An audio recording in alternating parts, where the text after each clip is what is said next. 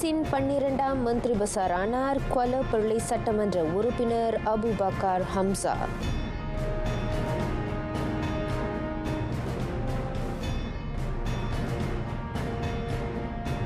கொள்கையில் நிலைப்பாடு, மறுமலர்ச்சியில் துணிச்சல், மதானி அரசின் வெற்றிக்கான அடித்தளம் என பிரதமர் பெருமிதம்.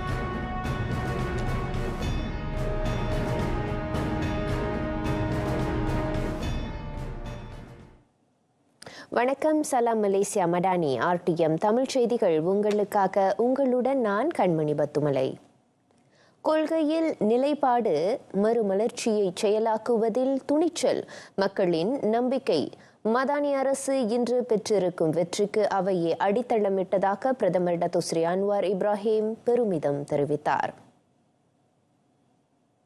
உள்நாட்டில் தரமான முதலீடுகள், வேலைவாய்ப்புகளை உருவாக்குதல், முழுமையான வளர்ச்சி திட்டங்களை செயலாக்குதல் ஆகியவற்றின் வாயிலாக பொருளாதாரம் தொடர்ந்து வலுப்பெறுவதை நிதி அமைச்சருமான டத்துஸ்ரீ அன்வார் சுட்டினார். அனைத்துலக நிலையை பொறுத்தவரை மதானி அரசுக்கும் பல்வேறு நாடுகள், உலக தலைவர்களுக்கும் இடையே அணுக்க உறவு நிலவுகிறது. அவை வியூக முதலீடுகளுக்கு வழிகோலியதுடன் உலக அரங்கில் மலேசியாவின் நிலையையும் வலுப்படுத்தியுள்ளது. இந்த அடைவு நிலை யாவும் வெறும் இலக்கங்களோ புள்ளி விவரங்களோ மட்டுமல்ல, மாறாக மக்களுக்கு கண்கூடான பலன்களாக உருப்பெற்றிருக்கின்றன.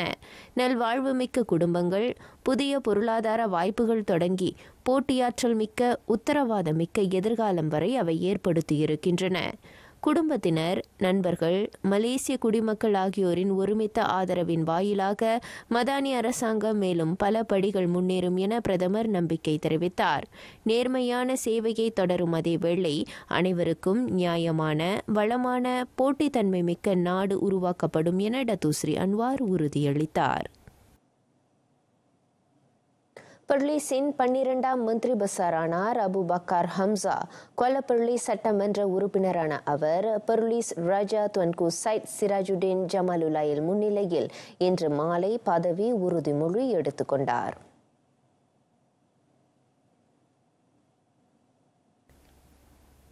புதிய மந்திரி பசார் பதவியேற்பு நிகழ்ச்சி மாலை 4 மணிக்கு ஆராவ் அரண்மனையில் நடைபெற்றது. பர்லிஸ் சட்டமன்ற உறுப்பினர்கள், அவைத் தலைவர், முஃப்டி, மாநில அரசு உயர் அதிகாரிகள் என பலரும் அதில் கலந்து கொண்டனர். 57 வயது அபு பக்கார் இதற்கு முன் மாநில சுற்றுலா பண்பாட்டு ஆட்சிக்குழு உறுப்பினராக பதவி வகித்தார். அடுத்த ஆண்டு தொடங்கி நாட்டில் செயலாக்கப்படவிருக்கும் சமூக வலைத்தள விதிகள் குறித்து சேவை வழங்குநர்களுடன் மலேசிய தொடர்பு பல்லூடக ஆணையம் பேச்சுக்களை தொடர்கிறது. தொடர்புடையோரிடம் இருந்து பல்வேறு மாறுபட்ட கருத்துக்களை MCMC பெற்றுள்ளதாக தொடர்பு அமைச்சர் டத்தோ ஃபாமி ஃபட்சேல் குறிப்பிட்டார். சில சமூக தள சேவை வழங்குநர்கள் நல்ல ஒத்துழைப்பை வழங்கும் நிலையில் சிலர் விதிகளை பின்பற்ற கடப்பாட்டை தெரிவிக்காமல் உள்ளனர். குறிப்பிட்ட சில சமூக தளங்கள் ஆக்ககர முறையில் விதிகளை செயலாக்கி வருகின்றன. மறுபுறம் சில சேவை வழங்குநர்கள் புகார்கள் வழங்கப்பட்ட போதிலும் அதற்கு பதில் அளிக்காமலும் எந்தவொரு நடவடிக்கையும் எடுக்காமலும் உள்ளதாக டத்தோ ஃபஹ்மி தெரிவித்தார். இதற்கிடையில் முன்னதாக அறிவிக்கப்பட்டதைப் போல 80 லட்சத்துக்கும் அதிகமான பயனர்களை கொண்டுள்ள சமூக வலைத்தளங்கள் உரிமத்துக்கு அதிகாரப்பூர்வமாக விண்ணப்பிக்க வேண்டியதில்லை. ஆயினும் குறிப்பிட்ட சமூக ஊடகங்கள் மலேசிய சட்டங்களுக்கு உட்பட்டு இருக்க வேண்டும் என டத்தோ ஃபஹ்மி மீண்டும் நினைவுறுத்தினார். மலேசியாவில் செயல்படும் சமூக தளங்களின் உள்ளடக்கம் மற்றும் செயல்பாடுகளுக்கு சேவை வழங்குநர்கள் முழு பொறுப்பு ஏற்க வேண்டும். அதனை உறுதி செய்யும் அரசின் முனைப்பில் ஒன்றாக இந்த நடவடிக்கை விளங்குகிறது என்றார் அவர். பர்னாமாவுடனான நேர்காணலில் டத்தோ ஃபஹ்மி இவ்விவரங்களை பகிர்ந்து கொண்டார். மீண்டும் ஜொகூரை உலுக்கியது நிலநடுக்கம். இன்று காலை 8:55 வாக்கில் பாகோ புக்கெட் கப்போங்கில் 3.4 மேக்னிடியூட் அளவிலான மிதமான நிலநடுக்கம் ஏற்பட்டது. எனினும் மலேசிய வானிலை ஆய்வுத்துறை அங்கு சுனாமி எச்சரிக்கையை விடுக்கவில்லை. 10 கிலோமீட்டர் ஆழத்தில் மையம் கொண்டிருந்த நிலநடுக்கம் ஜொகூர் சிகாமாட்டிலிருந்து 16 கிலோமீட்டர் தொலைவு வரை உணரப்பட்டது. கடந்த 5 மாதங்களில் ஜொகூரில் பதிவான 9வது நிலநடுக்கம் இதுவென மலேசியா அறிவித்தது. அந்த அண்மைய நிலநடுக்கத்தால் உயிர் உடற்சேதங்களும் பொருள் சேதங்களும் ஏற்படவில்லை என்பதை மாநில மந்திரி பசார் டத்தோ ஆன் ஹாஃபிஸ் காசி உறுதி செய்தார். மலேசிய வானிலை ஆய்வுத்துறை நிலைமையை அணுக்கமாக கண்காணிக்கிறது. பொதுமக்கள் நிதானத்தை கடைபிடிக்கும் அதேவேளை செயலாக்க தரப்பினரின் உத்தரவுக்கு கட்டுப்படுமாறு கேட்டுக் கொள்ளப்படுகின்றனர்.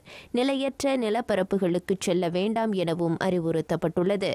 மாநில மக்கள் பாதுகாப்பை கருத்தில் கொண்டு நிலநடுக்கம் குறித்த தகவல்களை செயலாக்க தரப்பு அவ்வப்போது வெளியிடும். ஜொகூர் மற்றும் மலாக்காவில் பல பகுதிகளில் அதன் அதிர்வு உணரப்பட்டதாக மலேசியா தெரிவித்துள்ளது. சாலை போக்குவரத்து தண்டங்களுக்கு வழங்கப்பட்ட 50 விழுக்காடு கழிவு இன்னும் 4 நாட்களில் நிறைவுறும். அதற்குள் எல்லா தண்டங்களையும் செலுத்தி முடிக்குமாறு பொதுமக்கள் கேட்டுக் கொள்ளப்படுகின்றனர்.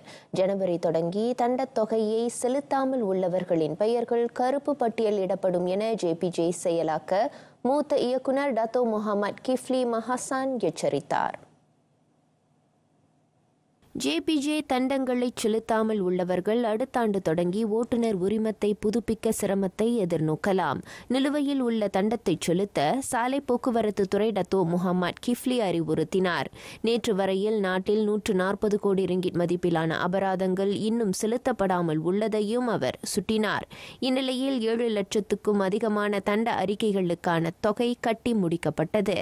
அதன் மொத்த தொகை 9 கோடியே 35 லட்சம் ரிங்கிட்டாக பதிவாகியுள்ளது. நேற்றிரவு தலைநகரின் பல்வேறு சாலை கட்டண சாவடிகளில் மேற்கொள்ளப்பட்ட ஜேபிஜே சோதனைகளை பார்வையிட்ட பின்னர் டத்தோ முகமது கிஃப்லி செய்தியாளர்களை சந்தித்தார். ஜொகூர் பாரு தமான் மவுண்ட் ஆஸ்டினில் உள்ள உணவகத்தில் ஆயுதம் ஏந்திய கும்பல் தாக்குதல் நடத்தியது. அது தொடர்பாக 13 பேர் கைது செய்யப்பட்டதாக தென் ஜொகூர் பாரு மாவட்ட போலீஸ் தலைவர் ஏசிபி ரவுப் ஸ்லாமட் தெரிவித்தார். கைது செய்யப்பட்டவர்களுள் 12 உள்நாட்டு ஆடவர்களும் வியட்நாமிய பெண் ஒருவரும் அடங்குவர். 20 முதல் 40 வயதுக்கு உட்பட்ட 13 பேரும் ஜொஹோர் பாருவின் பல்வேறு பகுதிகளில் போலீசின் பிடியில் சிக்கினர். அதோடு தாக்குதலின் போது பயன்படுத்தப்பட்டதாக நம்பப்படும் 7 கைபேசிகளையும் கத்தியையும் போலீசார் கைப்பற்றினர்.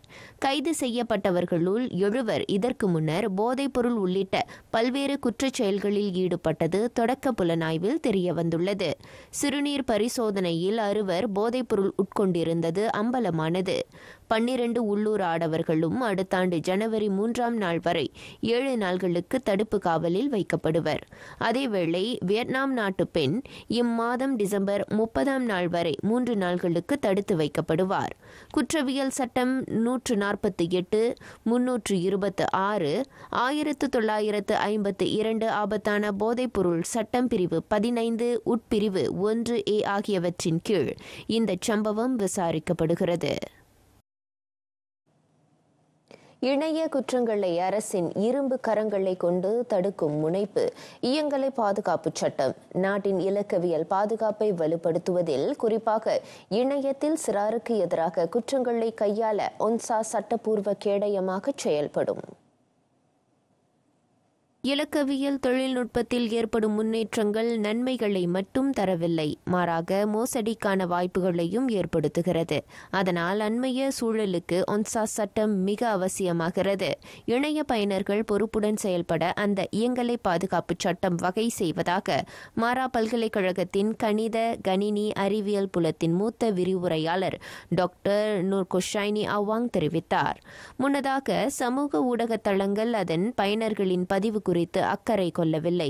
ஒன்சா செயலாக்கத்தால் சமூக தள பதிவுகள் கடுமையாக்கப்பட்டுள்ளது. அதன் வழி இணையத்தில் சிறாருக்கு எதிரான பாலியல் குற்றங்கள் துடைத்தொழிக்கப்படும் என டாக்டர் நூர் குஷைனி நம்பிக்கை தெரிவித்தார். இந்நிலையில் அடுத்த ஆண்டு ஜூனில் அறிமுகம் காணவிருக்கும் சமூக ஊடக பயனர்கள் அடையாளத்தை பதிவு செய்யும் முறைகேடுகளை தடுக்கும் எனவும் எதிர்பார்க்கப்படுகிறது.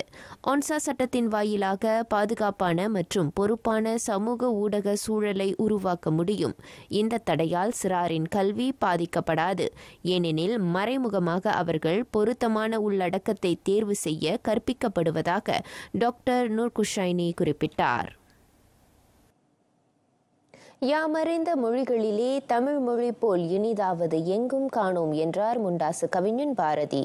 அழகும் இனிமையும் தனித்துவமும் வாய்ந்த தமிழ் மொழியின் சிறப்பை மாணாக்கருக்கு புகட்ட கல்விக்கூடங்களிலும் பல போட்டிகள் நடத்தப்படுகின்றன. அவ்வகையில் மலேசிய அறிவியல் பல்கலைக்கழகத்தின் இந்திய பண்பாட்டுக் கழக ஏற்பாட்டில் தமிழோடு விளையாடு 4 போட்டி நேற்று நடைபெற்றது. மலேசிய பல்கலைக்கழக மாணாக்கரிடையே தாய்மொழி மீதான பற்றை மேலோங்கச் செய்யும் நோக்கில் தமிழோடு விளையாடு 4 போட்டி ஏற்பாடு செய்யப்பட்டது. 4வது ஆண்டாக தொடர்ந்து நடத்தப்படும் இந்த போட்டியில் நாடு முழுதும் உள்ள 7 பல்கலைக்கழகங்களைச் சேர்ந்த மாணவர்கள் பங்கேற்றனர். தமிழ் மொழியின் இலக்கணம், இலக்கியம் மற்றும் பண்பாடு குறித்த புரிதலை வெளிப்படுத்தும் மேடையாக அது அமைந்தது. இம்முறை அகரம் முதல் நகரம் வரை எனும் கருப்பொருளில் நடைபெற்ற போட்டியின் சிறப்பு விருந்தினராக மஹிமா மலேசிய இந்து ஆலயங்கள் மன்ற தலைவர் டத்துன்னா சிவகுமார் கலந்து கொண்டார். கற்றல் எனப்படுவது வாழ்க்கை நெடுகிலும் தொடரும் ஒரு பயணமாகும். அந்த போட்டியில் தமிழ் மொழியின் அடிப்படையில் இருந்து ஆழமான கருத்துக்களை கொண்ட இலக்கியங்கள் வரை கேள்விக்கணைகள் தொடுக்கப்பட்டன. அறிவார்ந்த சிந்தனை, சமநிலை, சமூக பொறுப்பு ஆகிய நற்பண்புகள் நம் இளைய தலைமுறையினரிடையே வேரூன்றி இருப்பதை இந்த நிகழ்ச்சி எடுத்து காட்டியதாக டத்துன்னா சிவகுமார் குறிப்பிட்டார். பங்கேற்பாளர்கள் காட்டிய ஆர்வமும் ஈடுபாடும் அவர்கள் இதனை வெறும் போட்டியாக மட்டுமின்றி தன்னம்பிக்கை, பண்பாட்டின் பெருமை மற்றும் எதிர்கால தலைமைத்துவத்தின் அடையாளமாக கருதுவதை இந்த நிகழ்ச்சி புலப்படுத்தியது. அதோடு மொழி மற்றும் பண்பாட்டை காக்க மாணவர் சங்கங்கள் மேற்கொள்ளும் இத்தகைய முயற்சிகளுக்கு அனைத்து தரப்பினரின் ஒத்துழைப்பும் ஆதரவும் மிகவும் அவசியம். ஒற்றுமையே பலம் என்ற பழமொழிக்கு ஏற்ப தமிழோடு விளையாடு 4 போட்டி மொழி, பண்பாடு மற்றும் இளைய தலைமுறையினரின் சிறப்பான ஒருங்கிணைப்பை வெளிப்படுத்தியது. அதன் ஏற்பாட்டு குழுவினருக்கு பாராட்டுகளை தெரிவித்ததோடு நாட்டில் மொழி, பண்பாடு சார்ந்த நிகழ்ச்சிகள் மேலும் நடைபெற இது வழிகோலும் என டத்துன்னா சிவகுமார் குறிப்பிட்டார். 2025 பல்வேறு சவால்கள், சாதனைகள் நிறைந்த ஆண்டாக திகழ்கிறது. உலக அரசியல் வல்லரசுகளின் துருவ முனைப்பு, பொருளாதார நிச்சயமற்ற தன்மை, பருவநிலை மாற்றங்கள், போர் பதற்றம், மனுக்குல நெருக்கடி, உலகளாவிய அமைதியின்மை ஆகியவை உள்ளிட்ட பல்வேறு சவால்களை சந்தித்தது 2025. உலகளாவிய நிலையில் செயற்கை நுண்ணறிவு, டிஜிட்டல் அல்லது இலக்கவியல் ஒத்துழைப்பு முயற்சிகளிலும் முன்னேற்றம் காணப்பட்டன. உலக நடப்புகளை உங்கள் கண்முன் நிறுத்துகிறது 2025 ஒரு பார்வை.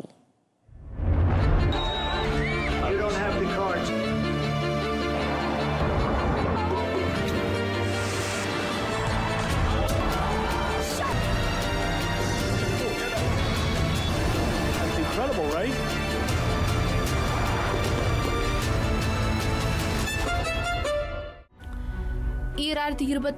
நெடுகிலும் உலகின் மிகப்பெரிய பொருளாதார வல்லரசுகளான அமெரிக்காவுக்கும் சீனாவுக்கும் இடையிலான வர்த்தக போர் உலக அளவில் பெரும் தாக்கத்தை ஏற்படுத்தியது. அமெரிக்க அதிபராக 2ஆம் தவணைக்கு பொறுப்பேற்ற டொனால்ட் ட்ரம்ப் சுமார் 100 நாடுகளிலிருந்து இறக்குமதி செய்யப்படும் பொருட்களுக்கு கூடுதல் வரியை அறிவித்து உலக நாடுகளை அதிர்ச்சிக்குள்ளாக்கினார். அவரின் இந்த பரஸ்பர வரி விதிப்பு உலகம் முழுவதும் பொருளாதார அதிர்வலையை ஏற்படுத்தியது. Japan 46%. They would charge us 46%. We're charging them 24%. India very very tough. முக்கியமாக சீன பொருட்களுக்கான வரி 145 விழுக்காடாக உயர்த்தப்பட்டது. அதற்கு பதிலடி கொடுக்கும் வகையில் சீனா அமெரிக்க பொருட்களுக்கான வரியை 125 விழுக்காடு வரையில் உயர்த்தியது. பின்னர் இரு நாடுகளும் பரஸ்பர உடன்பாட்டின் கீழ் வரியை குறைத்துக் கொண்டன. அனைத்துலக பண நிறுவனம் IMF அறிக்கையின்படி 2025 உலக பொருளாதார வளர்ச்சி கடந்த ஆண்டை விட சற்று குறைந்து 3.2 விழுக்காடாக இருக்கும் என கணிக்கப்பட்டுள்ளது. முன்னேறிய நாடுகள் மிதமான வளர்ச்சியை பதிவு செய்யும் வேளை வேகமாக வளரும் நாடுகள் துரித வளர்ச்சி காணும் என அதில் குறிப்பிடப்பட்டுள்ளது. ஐநா வர்த்தகம் மற்றும் மேம்பாட்டு மாநாட்டின் இறுதி அறிக்கையின்படி இவ்வாண்டு உலக வர்த்தகம் முதல் முறையாக 35 லட்சம் கோடி டாலரை கடந்து புதிய உச்சத்தை தொட்டது. அமெரிக்கா, சீனா, ஜெர்மனி ஆகியவற்றை அடுத்து இந்தியா ஜப்பானை பின்னுக்கு தள்ளி உலகின் 4வது பெரிய பொருளாதாரமாக உருவெடுக்கும் என கணிக்கப்பட்டுள்ளது. சவால்கள் நிறைந்த இந்த ஆண்டில் அமெரிக்கா, சீனா, ரஷ்யா போன்ற வல்லரசுகளுக்கு இடையே பாதுகாப்பு மற்றும் ராணுவ பலம் குறித்த போட்டாபோட்டி அதிகரித்தது. கிட்டத்தட்ட எல்லா கண்டங்களிலும் சண்டை நடைபெற்றதை உலகம் அச்சத்துடன் பார்த்து கொண்டிருக்கிறது. ரஷ்யா உக்ரைன் போர் எந்த ஒரு சமரச முடிவுமின்றி தொடர்கிறது.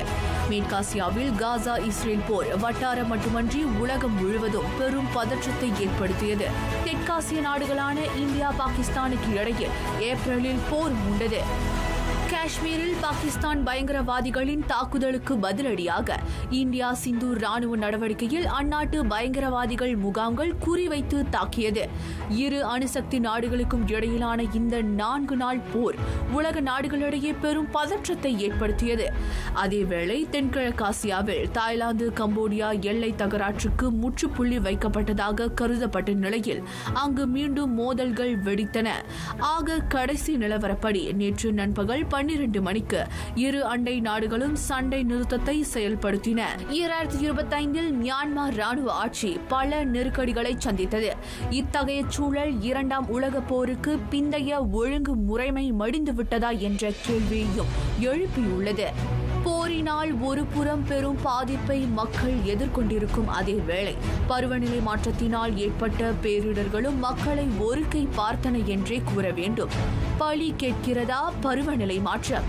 இவ்வாண்டு இயற்கையின் கடும் சீற்றத்தால் பல நாடுகள் எதிர்பாரா அளவுக்கு வெள்ள பேரிடரை சந்தித்தன.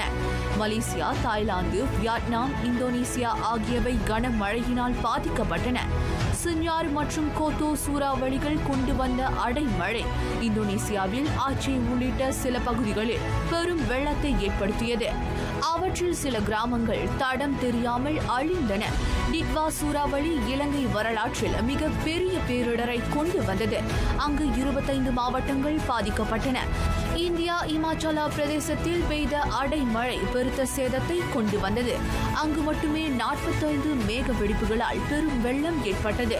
132 பகுதிகளில் நிலச்சரிவுகள் ஏற்பட்டன. சீனாவிலும் பெரு வெள்ளம் ஏற்பட்டது. 2025 முழுவதும் இந்த இயற்கை பேரிடர்களினால் ஆயிரக்கணக்கானோர் பலியாயினர். மேலும் ஆயிரக்கணக்கானோரின் நிலைமை தெரிய வரவில்லை. கடுமையாக பாதிக்கப்பட்ட சில நாடுகளில் மக்கள் போதுமான உதவிகள் இன்றி தவிக்கின்றனர். நிலையற்ற இத்தகைய உலக சூழலில் மலேசியாவின் குரல் சிறிய நாடாக இருந்தாலும் உரக்க ஒலித்தது. மனிதநேய விவகாரங்களில் அதன் நிலைப்பாட்டை துணிச்சலுடன் எடுத்துரைத்தது. அதன் பலனாக கோலாலம்பூரில் நடைபெற்ற ஆசியான் உச்சநிலை மாநாட்டில் பல முக்கிய உடன்பாடுகளும் தீர்மானங்களும் செய்து கொள்ளப்பட்டன. வரலாற்று பூர்வ நிகழ்வாக திமோர் லெஸ்டே ஆசியானின் 11வது உறுப்பு நாடாக இணைக்கப்பட்டது. அமெரிக்காவுடன் இருதரப்பு வர்த்தக ஒப்பந்தத்தில் கையெழுத்திடப்பட்டது. மேலும் ஆசியான் வட்டாரத்தின் ஒருமைப்பாட்டையும் நிலையான தன்மையையும் வலுப்படுத்தும் பல ஒத்துழைப்புகள் கையெழுத்தானது. இதில் GCC வளைகுடா ஒத்துழைப்பு மன்றம் மற்றும் சீனாவுடனான உறவை மேம்படுத்தும் முடிவுகளும் எடுக்கப்பட்டன.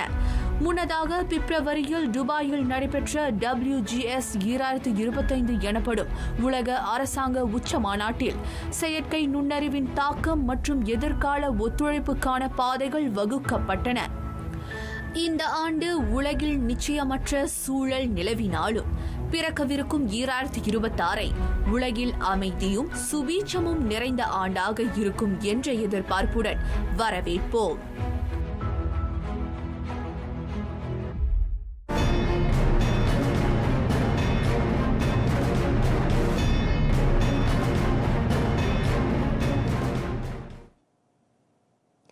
6.6 ஆற்றல் கொண்ட நிலநடுக்கம் தைவானின் ஈலான் மாவட்ட கடற்கரையை உலுக்கியது. கட்டடங்கள் குலுங்கிய வேளை உயிர் உடற்சேதம் இல்லை என்பதை சீன நிலநடுக்க கட்டமைப்பு மையம் தெரிவித்தது. 60 கிலோமீட்டர் ஆழத்தில் மையமிட்டிருந்த அந்த நிலநடுக்கத்தினால் ஏற்பட்ட அதிர்வு தைவான் முழுவதும் உணரப்பட்டது. தலைநகர் தைபேயில் உள்ள சீன ஊடக குழாமின் பணிமனை நிலநடுக்கத்தால் குலுங்கியது.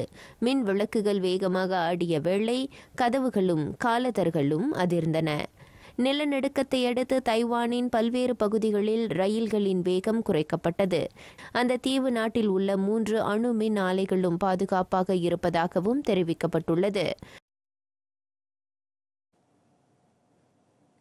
அமைதி மீண்டும் மலர்ந்ததும் கம்போடிய ராணுவ வீரர் 14 தாய்லாந்து அந்நாட்டிடம் ஒப்படைக்கும். கடும் போரினை அடுத்து இரு நாடுகளும் அமைதி பேச்சுக்கு இணங்கியுள்ளன.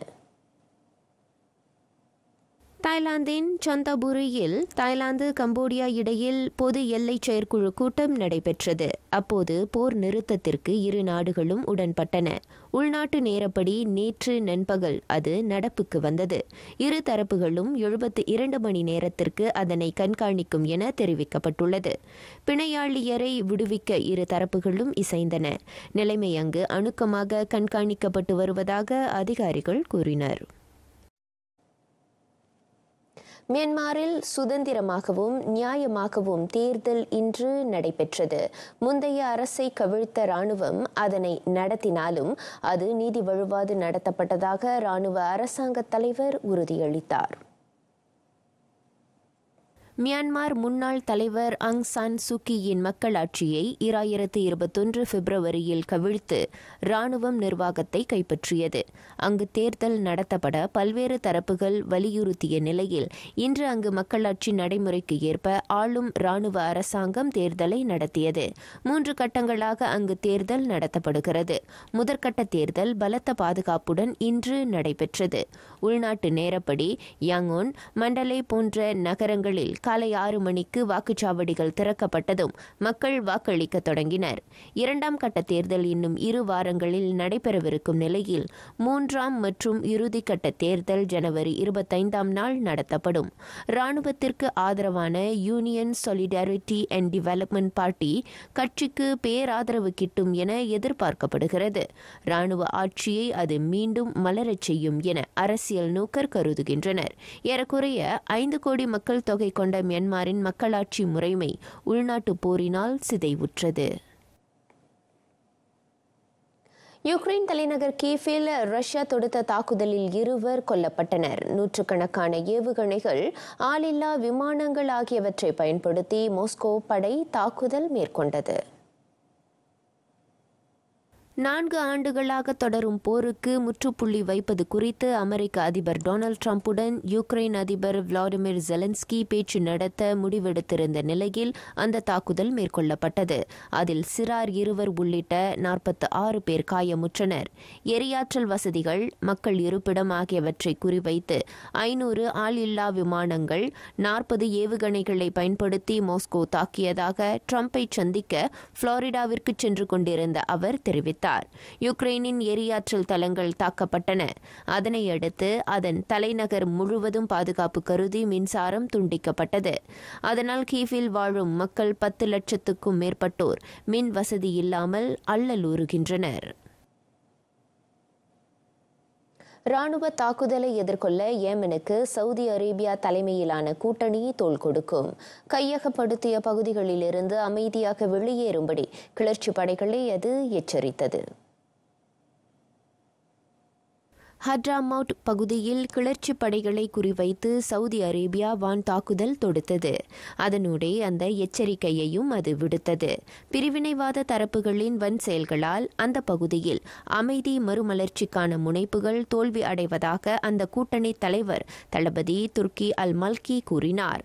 கைப்பற்றிய 2 பகுதிகளை திரும்ப ஏமன் அரசிடம் ஒப்படைக்கும்படி சவுதி அரேபிய தற்காப்பு அமைச்சர் கலீத் பின் சல்மான் எக்ஸ் தளத்தில் தெற்கு மண்டல உருமாற்ற மன்ற பிரிவினைவாத தரப்பை வலியுறுத்தினார். குவாட்டமாலா சொலோலாவில் இருந்து பயணிகள் பேருந்து கட்டுப்பாட்டை இழந்து பள்ளத்தில் விழுந்தது. அதில் 15 பேர் உயிரிழந்த வேளை 19 பேர் காயங்களுக்கு இலக்காகினர். அந்த பேருந்து குவாட்டமாலாவின் சன் மார்க்கோஸ் நகர் நோக்கி பயணம் செய்து கொண்டிருந்த போது அந்த துயரம் நேர்ந்தது. அது குறித்து தகவல் கிடைக்க பெற்றவுடன் தீயணைப்பு மீட்பு படையினரும் 20 மருத்துவ ஊர்திகளும் நிகழ்விடத்திற்கு விரைந்தன. பேருந்தில் சிக்கிக்கொண்ட பயணிகளையும் உயிர் இழந்தோரின் சடலங்களையும் 2.5 மணி நேர போராட்டத்திற்கு பின்னர் மீட்டெடுத்ததாக அதிகாரிகள் தெரிவித்தனர். அந்த கோர விபத்தில் 11 ஆடவர்கள் 3 பெண்களுடன் சிறுவனும் பலியானது உறுதி செய்யப்பட்டது.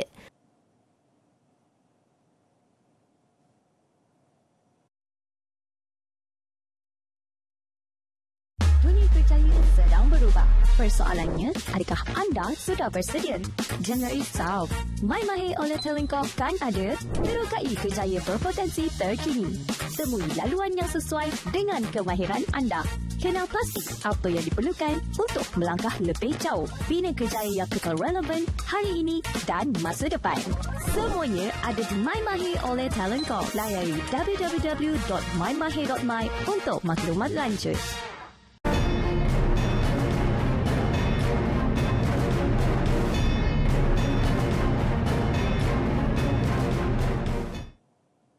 இங்கிலீஷ் பிரீமியர் லீக் பட்டியலில் முதல் இடத்தில் நீடிக்கிறது ஆர்சனல். பிரைட்டனுக்கு எதிரான ஆட்டத்தில் தி கன்னர்ஸ் 2-1 என வாகை சூடியது.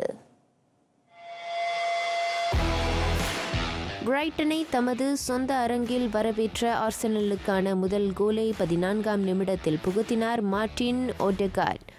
முற்பாதி வரையில் உபசரணை அணி ஒற்றை கோலில் முன்னணியில் இருந்தது. 52ஆம் நிமிடத்தில் எதிரணி வீரர் ஜார்ஜினியோ ரூட்டர் சொந்த கோல் அடித்து ஆர்சனலின் கோல் எண்ணிக்கையை 2ஆக உயர்த்தினார். பிரைட்டன் அதன் ஒரே ஆறுதல் கோலை 64ஆம் நிமிடத்தில் டியேகோ கோமெஸ் வாயிலாக பெற்றது. அந்த வெற்றியை தொடர்ந்து ஆர்சனல் 42 புள்ளிகளுடன் முதல் நிலையில் உள்ளது. 2 புள்ளிகள் வேறுபாட்டில் 2ஆம் இடத்தை வகிக்கிறது மான்செஸ்டர் சிட்டி. மற்றொரு ஆட்டத்தில் அதே கோல் எண்ணிக்கையில் நாட்டிங்ஹாம் ஃபாரஸ்டை வீழ்த்தியது மான்செஸ்டர் சிட்டி. ஆட்டத்தின் அனைத்து கோல்களும் பிற்பாதியில் பெறப்பட்டன. சிட்டிக்கான முதல் கோலை ஆட்டத்தின் 48ஆம் நிமிடத்தில் தைஜானி ரைண்டர்ஸ் அடித்தார். அந்த உற்சாகம் 6 நிமிடங்கள் கூட நீடிக்காத நிலையில் ஆட்டத்தை ஒற்றை கோலில் சமப்படுத்தினார் நாட்டிங்ஹாம் ஃபாரஸ்ட் வீரர் ஒமாரி ஹட்சின்சன். முழுநேர ஆட்டம் நிறைவை தொட 7 நிமிடங்கள் இருக்கும் நிலையில் சிட்டிக்கான வெற்றி கோலை புகுத்தினார் ராயன் ஷார்கி.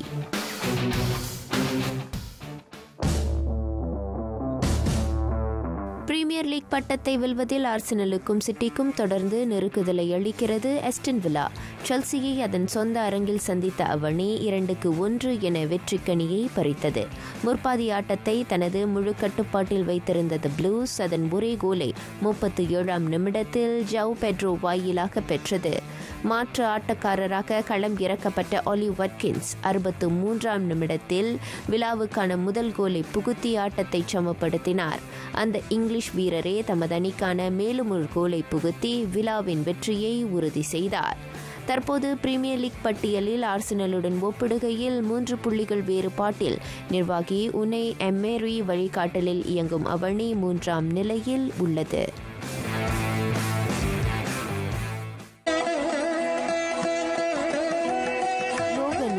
கற்றுணர். உலகின் ஒவ்வொரு நூலும் வெவ்வேறு துறை அறிவை நமக்கு தரவல்லது. எனவே ஒரு சில நூல்களை மட்டும் கல்லாது பலவற்றையும் படித்து பயனும் பாங்கு அறிவை தீட்டும் என அறிவுரைக்கிறார் அமரப்பாவலர் பாரதி.